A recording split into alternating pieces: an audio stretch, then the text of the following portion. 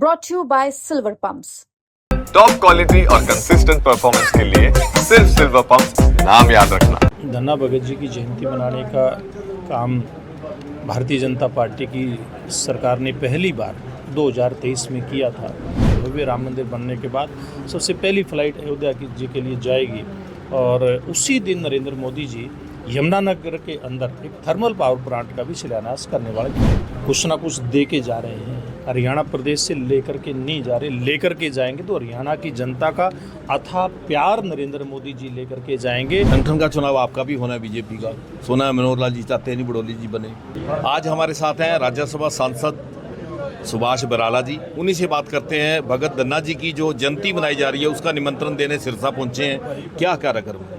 देखिए, भगत शिरोमणि धन्ना भगत जी की जयंती मनाने का काम भारतीय जनता पार्टी की सरकार ने पहली बार 2023 में किया था।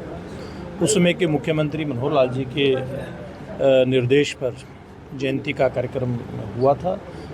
कैथल जिले के धनौरी गांव में हुआ था। बहुत बड़ा भव्य दिव्य कार्यक्रम हुआ था और ये सिलसिला उससे पहले 2015 के आसपास से शुरू हुआ था। ये माननीय मनोहर लाल जी के नेतृत्व में सब समाजों के संत महात्माओं की, महान पुरुषों की जयंतियाँ सरकारी स्तर पर मनाई गई थी और वो सिलसिला आज तक जारी है। और अभी नायब सिंह जी के नेतृत्व में, हमारे मुख्यमंत्री के नेतृत्व में ये जयंती जींद जिले के जो हमारी धारण खाप है उसकी अगुवाई में, उनके निवेदन पर, उनके आग्रह पर उचाणा के अंदर या कहीं पालवा खाप का, ये इनकी खाप का जो मुख्यालय है धारण खाप का पालवा गांव में है, तो वहाँ पर इस कार्यक्रम का आयोजन होगा। बहुत बड़ा कार्यक्रम होगा। कल इसके निमंत्रण के लिए मैं कैथल गया था, कुरुक्षेत्र गया था, आज सिरसा फतेहाबाद का कार्यक्रम है, कल सोनीपत और रोहतक का कार्यक्रम है, अगले दिन भिवानी दादरी का उधर का कार्यक्रम है। इस प्रकार से जींद और उसके आसपास के सब जिलों के अंदर सब सामाजिक संगठन, सब खाप पंचायतें या धन्ना भगत जी की संस्था जहाँ जहाँ बनी हुई है, ऐसे सभी संस्थाओं के जो पदाधिकारी हैं उनसे मिलजुल करके और बैठकें करके उनके माध्यम से हम जिस जयंती का निमंत्रण दे रहे हैं, तो मेरे साथ खास तौर पे धारण खाप के जो सर्वजातीय धारण खाप है उसके अध्यक्ष आदरणीय सूरजभान जी मेरे साथ हैं। ये भी निमंत्रण देने का काम करें। मिल करके हम इस कार्यक्रम का एक बड़ा आयोजन किस प्रकार से उस बात के प्रयास में लगे हुए हैं। 14 को मोदी जी आ रहे हैं अम्बेडकर जयंती पर, क्या क्या कार्यक्रम है 14 को? देखिए, 14 तारीख को एक ऐसा ऐतिहासिक दिन होगा जब नरेंद्र मोदी जी हमारे पड़ोस के शहर, बड़ा शहर है जो हमारा हिसार, उसके अंदर एयरपोर्ट का उद्घाटन करेंगे। एयर सर्विस वहाँ से शुरू होगी और बड़ी खुशी की बात है कि अयोध्या जी में बड़ा मंदिर बनने के बाद, भव्य राम मंदिर बनने के बाद सबसे पहली फ्लाइट अयोध्या जी के लिए जाएगी और उसी दिन नरेंद्र मोदी जी यमुनानगर के अंदर एक थर्मल पावर प्लांट का भी शिलान्यास करने वाले। दो बड़ी सौगात उस दिन प्रधानमंत्री जी हरियाणा प्रदेश को दे करके जाएंगे और ये इतिहास में मुझे लगता है पहला ऐसा मौका है जब चुनावी अगर कार्यक्रमों को छोड़ दें, चुनाव में तो एक से ज़्यादा कार्यक्रम प्रधानमंत्री जी के हो जाते हैं, लेकिन पहली बार किसी प्रदेश में 2 कार्यक्रम एक दिन में होना ये बहुत बड़ी बात है। तो नरेंद्र मोदी जी का जो लगाव है हरियाणा प्रदेश के प्रति, ये इस कार्यक्रम से हम सब लोगों को दिखता भी है। बराला जी, विपक्ष के लोग आरोप लगा रहे हैं कि लाइसेंस मिला है एरोड्रम का और नाम दे रहे हैं इंटरनेशनल एयरपोर्ट का। देखिए, विपक्ष के लोगों का तो काम कहना है, आलोचना करना है, कुछ ना कुछ दे के जा रहे हैं। हरियाणा प्रदेश से लेकर के नहीं जा रहे, लेकर के जाएंगे तो हरियाणा की जनता का अथाह प्यार नरेंद्र मोदी जी लेकर के जाएंगे।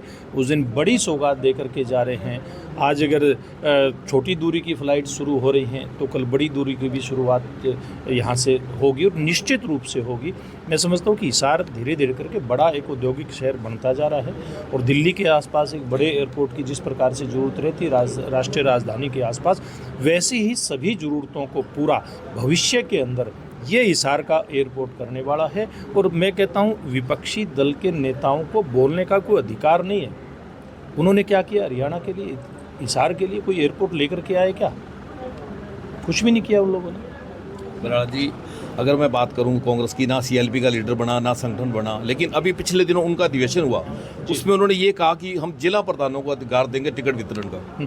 देखिए, बड़ी हंसी आती है जब इस प्रकार की एक देखते हैं उस पार्टी का जिसने आज़ादी की लड़ाई से लेकर के और उसके बाद तक देश में सबसे ज़्यादा राज किया, सबसे ज़्यादा राज कांग्रेस पार्टी ने किया। और आज उसकी इतनी बुरी गत दे करके लोग भी ये सोचते होंगे कि किस प्रकार का नेतृत्व कांग्रेस पार्टी का है, यानी कि एक दिशाहीन नेतृत्व आज कांग्रेस पार्टी को मिला हुआ है। और उसी कारण से आज कांग्रेस लगातार अपने न्यूनतम सत्र के ऊपर जाती दिखाई दे रही है। संगठन का चुनाव आपका भी होना है, बीजेपी का सोना है, मनोहर लाल जी चाहते हैं नहीं बड़ौली जी बने। देखिए, ऐसा कुछ नहीं होता। भारतीय जनता पार्टी का जो नेतृत्व है, जैसे आपने देखा कि हमारे मंडलों के चुनाव हुए, जिलों के चुनाव, सब मिल करके सर्वसम्मति से होता है, सबकी सहमति से ही होता है। जो भी अध्यक्ष बनेगा, हमारा शीर्ष नेतृत्व इस बात को तय करेगा।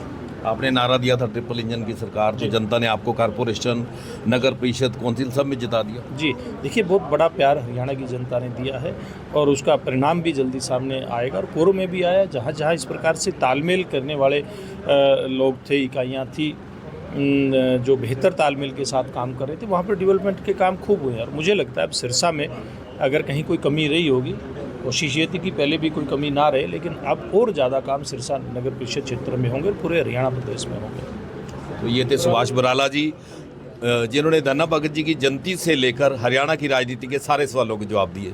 हरियाणा तक के लिए सिरसा से बलजीत सिंह।